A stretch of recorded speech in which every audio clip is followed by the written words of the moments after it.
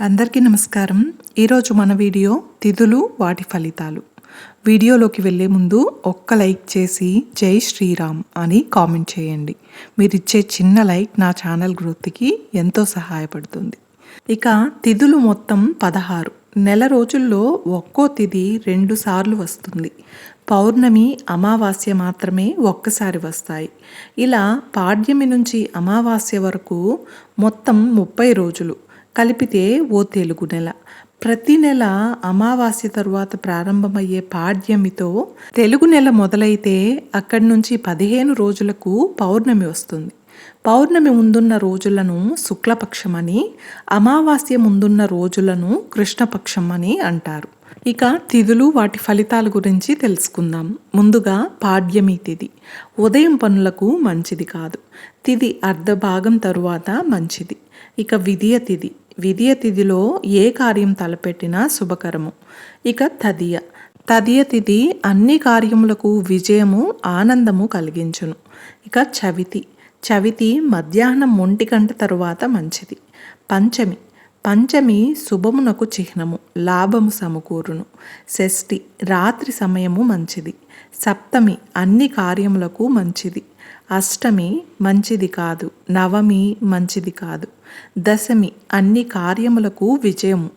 ఏకాదశి అన్ని కార్యములకు విజయము. ద్వాదశి ప్రయాణములకు ఆహారం తిని వెళ్ళినచో శుభప్రదము, లాభం కలుగును.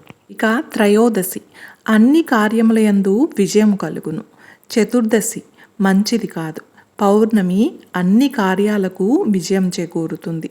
అమావాస్య మంచిది కాదు. సాధారణంగా ఏదైనా కొత్త పని ప్రారంభించాలనుకుంటే మంచి రోజు చూసుకొని మొదలు పెడతారు. పౌర్ణమి ముందు రోజుల్లో ముహూర్తం చూసుకుంటారు. అమావాస్యకు 3 రోజుల ముందు నుంచి ఎదురు అమావాస్యతో ఎందుకులే అనేస్తారు. పెద్ద కార్యక్రమాలు, శుభకార్యాలు అయితే నేరుగా పండితుల దగ్గరకు వెళ్ళి ముహూర్తం పెట్టించుకుంటారు.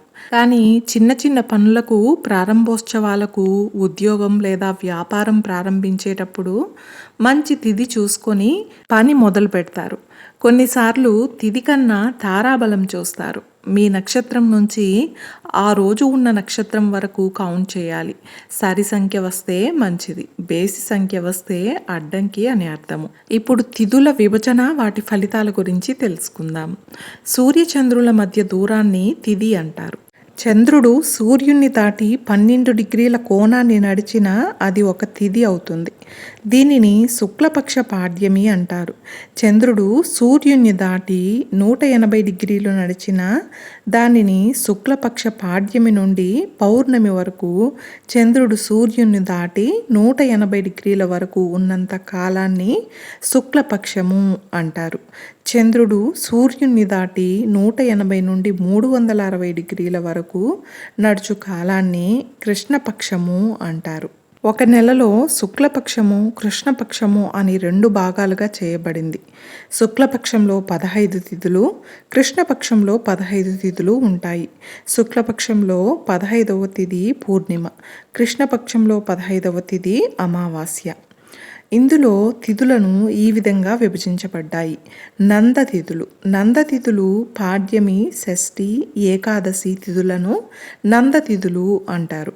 ఇక నందతిథులు ఆనందాన్ని కలిగిస్తాయి. శిల్పం, యజ్ఞయాగాది కర్మలకు, వివాహానికి, ప్రయాణానికి, కొత్త వస్త్రాభరణాలకు, వైద్యం, మంత్ర విద్యలు నేర్చుకోవడానికి నందతిథులు పనికొస్తాయి. ఇక భద్రతిథులు విదియ, సప్తమి, ద్వాదశి తిథులను భద్రతిథులు అంటారు. ఈ తిథులు వాస్తు కర్మలకు, యాత్రలకు, ఉపనయనములకు, పూజలకు, విద్యాభ్యాసమునకు, వాహనములు అధిరోహణకు, సంగీతం, ఆహార సేకరణకు భద్రతిథులు మంచివి. ఇక జయతిథులు తదియ, అష్టమి, త్రయోదశి తిథులను జయతిథులు అంటారు. ఇవి జయాన్ని కలిగిస్తాయి. వివాహం, గృహప్రవేశం, విగ్రహ ప్రతిష్టలు, యుద్ధం, ఆయుధ ధారణం, అధికారులను కలవడం, విద్యార్హత పరీక్షలు, వీటికి జయతిథులు మంచివి. ఇక రిక్తతిథులు చవితి, నవమి, చతుర్దశి తిథులను రిక్తతిథులు అంటారు. ఇవి అంతగా ఫలితాన్ని ఇవ్వలేవు. అగ్ని సంబంధ కర్మలకు, అసత్య భాషణకు, విరోధాలకు, హాని కలిగించే విషయాలకు, పాప కార్యాలకు రిక్తతిథులు మంచివి. ఇక పూర్ణతిథులు. పూర్ణతిథులు పంచమి, దశమి, అమావాస్య, పౌర్ణమి తిథులను పూర్ణతిథులు అంటారు. ఈ తిథులు పూర్ణ ఫలితాన్నిస్తాయి. అమావాస్య ముందు పితృకర్మలను, మిగిలిన తిథుల యందు సకల శుభకర్మలను అంటే వివాహాది శుభకార్యాలు, ప్రయాణాలు, శాంతులు వంటి వాటికి పూర్ణతిథులు మంచివి. అయితే పౌర్ణమి యాత్రలకు పనికిరాదు. ఇక సిద్ధతిథులు. సిద్ధతిథులు శుక్రవారంతో కూడిన నందతిథులు, శనివారంతో కూడిన రిక్తతిథులు, గురువారంతో కూడిన పూర్ణతిథులు సిద్ధతిథులు అనబడతాయి. ఇట్టి తిథుల యందు ఏ పని మొదలుపెట్టినా సిద్ధిస్తుంది, నెరవేరుతుంది. ఇక దగ్ధయోగ తిథులు.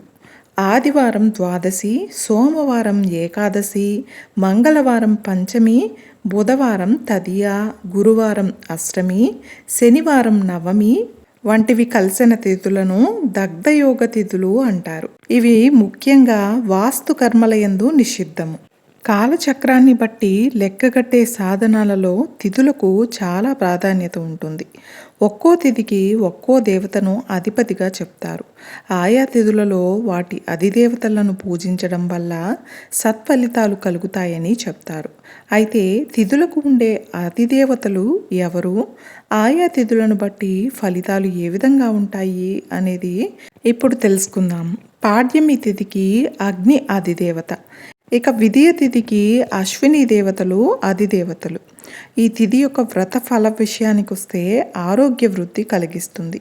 ఇక తదియ తిథికి గౌరీదేవి అధిదేవత. ఈ తిథి వ్రతఫలంగా సుమంగళి అనుగ్రహం కలుగుతుంది. చవితికి వినాయకుడు అధిదేవత. వ్రతఫలంగా విఘ్న నాశనం కలుగుతుంది. పంచమి తిథికి నాగదేవత అధిదేవత. వ్రతఫలంగా వివాహం, వంశవృద్ధి కలుగుతుంది. షష్ఠి తిథికి సుబ్రహ్మణ్యేశ్వరుడు అధిదేవత. దీని ఫలితం పుత్రప్రాప్తి కలిగిస్తుంది. సప్తమి తిథికి ఆదిత్యుడు అధిదేవత.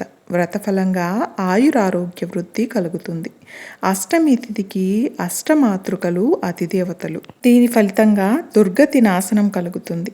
ఇక నవమి తిథికి అధిదేవత దుర్గాదేవి. ఇక దశమి తిథికి ఇంద్రాది దశ దిక్పాలకులు అధిదేవతలు. ఇక ఏకాదశి తిథికి అధిదేవత కుబేరుడు. ద్వాదశి తిథికి శ్రీ మహావిష్ణువు అధిదేవత. ఇక త్రయోదశికి ధర్ముడు అధిదేవత. ఇక చతుర్దశి తిథికి రుద్రుడు అధిదేవత.